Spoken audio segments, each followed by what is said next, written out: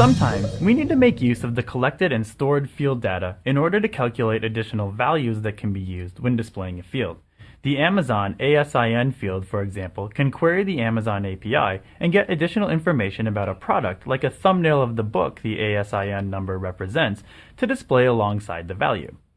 The idea being, store the bare minimum information necessary to dynamically calculate the information you really need. When Amazon adds a new thumbnail for a product or changes the price, your field display will use the correct values without any changes to the local data, because it's getting it directly from Amazon on an as-needed basis. In this lesson, we'll implement hook field load in order to perform a query of the Google Search API when our field's value is loaded. Then, we'll incorporate the returned search results into our field value, and finally update our field display formatter to make use of those calculated search results and display as a list of links under our color swatch. By the end of this lesson, you should be able to perform additional operations on a field during the load operation in order to calculate additional values for your field at runtime. In order to demonstrate what it is that we're trying to accomplish, let's take a look at the devel module's output for a particular node on our site. If I click on another test article, or any of our example articles that we've created, with the devel module downloaded and enabled, you get this additional tab, devel, under the title here. If I click on that, you can see there's two subtabs up here, load and render. The currently highlighted one is load. This indicates that what I'm looking at is the output of a load operation for a node entity. In this case, when somebody calls node load and they're returned a $node object, this is the contents of that object. This is how the field attach API is able to add additional field data to any entity when it's loaded. You can see our color field down here, field_color, undefined language, delta of 0 since it has a single value, and then the keys of RGB and label and their values that we added in a previous lesson. What we're going to be doing now is adding another key to this array. We're going to create a key named Google_links that will contain a list of links pointing to the URLs from a search result when we search for this color string. So what'll happen is during the hook field load operation, we'll be appending data to this items array here and gaining all the benefits of the entity and field system. Like, for example, the fact that Drupal inherently caches the node load operation. So if the node load function is called more than once for a single node in a given page load, or even across page loads with caching enabled, all of the work that we had to perform to go and query the Google API and return results will be cached for us. We'll see that because in order to get this to work, we're going to end up having to clear the cache quite a bit. Let's go ahead and start implementing hook field load. We can start by looking at the documentation for hook field load on api.drupal.org. So I've pulled up that documentation, and this says that hook field load will define custom load behavior for this module's field types. So this is important, this module's field types. This indicates that we can only call hook field load for field types that are provided by our module. So for the RGB module, RGB field load will only work on RGB field types, so the ones that we've declared in our hook field info.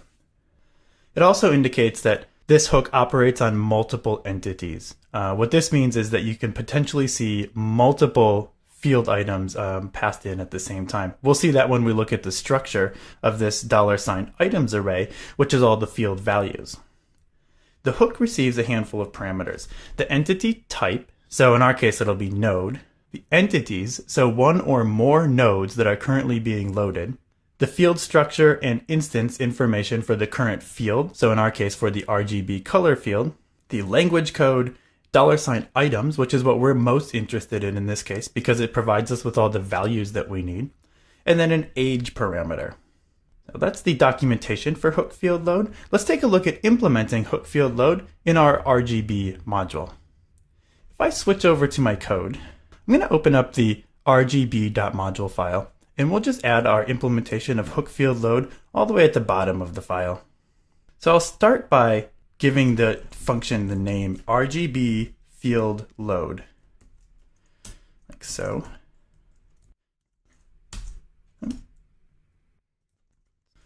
toggle the sidebar off so we can see more of the code here. So RGB field load, I copied in all of the parameters from the documentation just because there's a bunch of them. And this is an implementation of hook field load. Let's just start by simply taking a look at the values that we're presented with when this function is called. So I'm going to add a DSM items. DSM being the function from the devel module that will allow us to pretty print the contents of this array. I can save. If I switch back over to my site and I go and view the node in question here, initially nothing's happening. This is because the node load was cached. And in order for us to see the results of our new hook, we're going to need to clear the cache. So I'm going to go to, in a new tab, since I'm going to have to come back here quite often, I'm going to go to the configuration page. And then I'm going to click on performance. And then I'm going to click clear all caches. Back on our original page, when I click refresh, now you can see the output from the DSM $ items right here. And this is what we're receiving into our implementation of hook field load. So the values that we have to work with. This array is a multi-dimensional array. The first set of values here are arrays keyed by the entity ID. In this case, we're looking at the node of ID 2. So this 2 here represents node ID 2. Within that, we see the delta for our field, so 0 because our field only has a single value, and then the values for that field. RGB and label. If we were looking at more than one node right now, we would see 2 elements in this top level array. Again, keyed by their node ID. Each of those would be the number, an array with all of the values for the field, which in turn is an array with the values themselves. So we'll have to do a bit of looping here in order to make sure that we account for the possibility of loading multiple nodes at the same time, and that any node could have multiple field values. Let's switch back to our code and take a look at writing this. So in my code, I'm going to start by just doing a for each loop. I'm going to say for each items as entity ID field values. Remember that first level array is the each individual entity. And then within that, I've actually got more, so I need to loop on the field values. We'll call this delta value. So now here, I've got the individual value, like I could make use of the RGB key for our field value here. This gives me the information that I need. Now what I want to do is use that to query the Google Search API. I'm going to save this. What we're going to need to do is use a specially crafted URL to access the Google Web Search API. So our URL is going to look something like this, where the color that we want to see or the values that we're looking up are tacked on to the end here. So as an example, let me open this URL in our browser. So if I go to this URL and tack on testing, what I get in return is the JSON output from that search. What we're interested in is collecting out of this JSON output, so response data, results, the URL, and the title here. So we can create links for those to go with our field. Okay, so back in our code, I can start by having the URL like so, and I'll just tack on value RGB like so. So that's the value of our RGB field. Now I've got a URL that we'll search for, in our case, search the Google Web API with the hex color that we've entered into the field.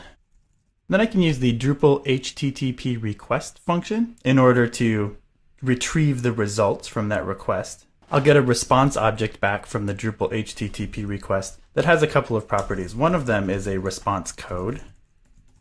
So we'll say if the response code is 200, like the HTTP 200 OK response, we'll go ahead and parse the data that we received using the Drupal JSON decode function and the response data like so.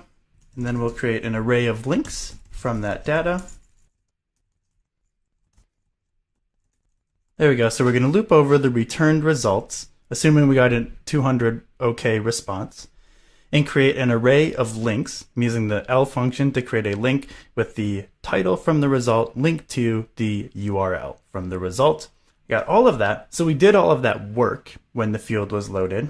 And now I can go down here, and under this in for each loop here, what I need to do is I need to make sure that I add our new values into this items array, which you can see by the ampersand here is being passed by reference to our hook.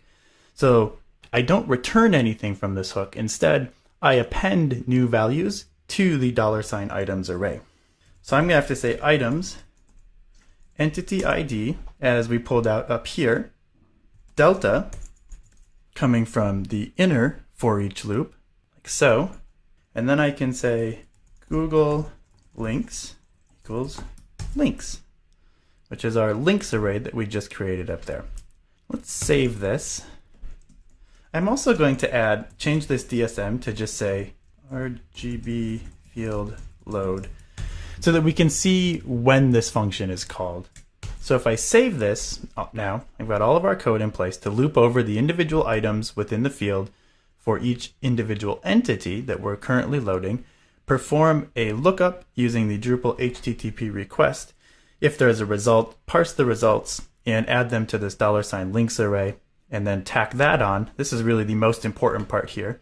Tack that additional information onto the existing $items array for our entity ID and delta. Okay, back on our site. The first thing I'm going to do is click clear all caches. Since initially that load won't happen, our hook won't get called until we clear all caches. After clearing the caches, if I click refresh, you'll see that DSM is outputting RGB field underscore load. If I click on the Devel tab and I go to standard class and scroll down, look at our field color element, there's the Google underscore links that we added in during the hook field load and each individual link that we returned. Great. If I refresh the page again, and again, no matter how many times I refresh it, I keep loading the cached data. If I go back to the performance page and I click the clear all caches button again, once the caches have been cleared, if I reload this Devel load page, you'll see that this one time it's printing out RGB underscore field underscore load. If I hit refresh again, that'll disappear. This should indicate to us that the hook field load is only being called once when the cache has nothing in it. This is important, especially in a case like this where we're querying an external API. We're taking advantage of the fact that the Drupal field cache will cache the loaded field values for as long as it can. This means it only has to perform that lookup once.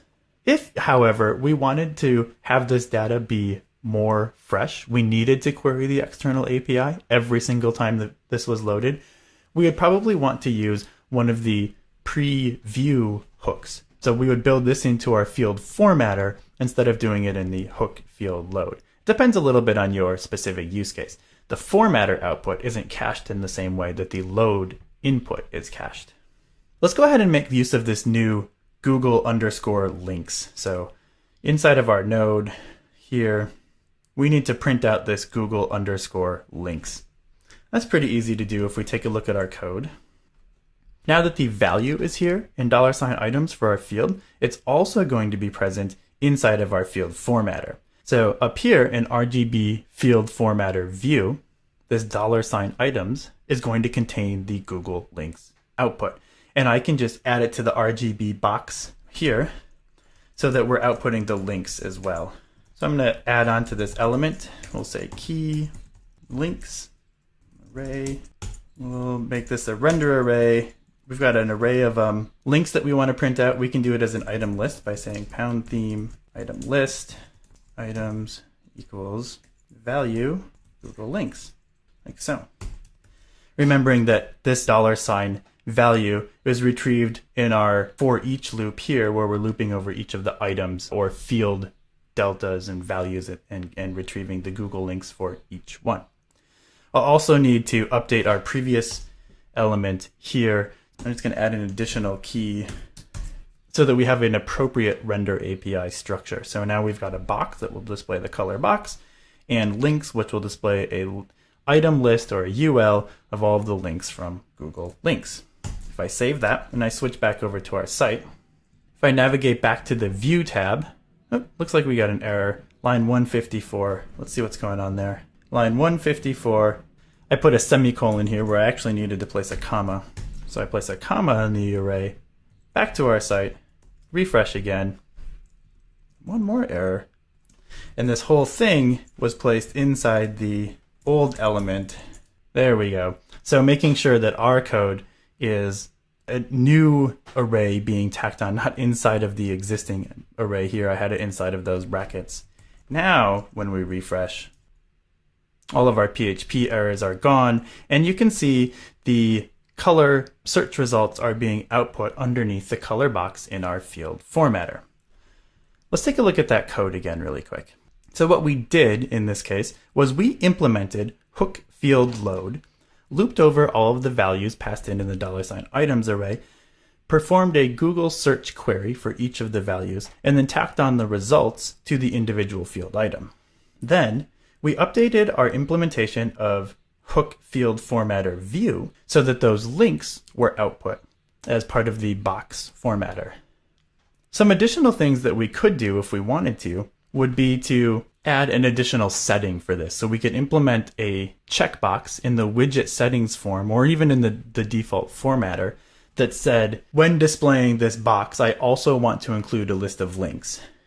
And then in our implementation of hook field load, we could check the instances settings in order to know whether or not this particular field was asking for the links before going ahead and assuming that we'll need them and loading them in every single case.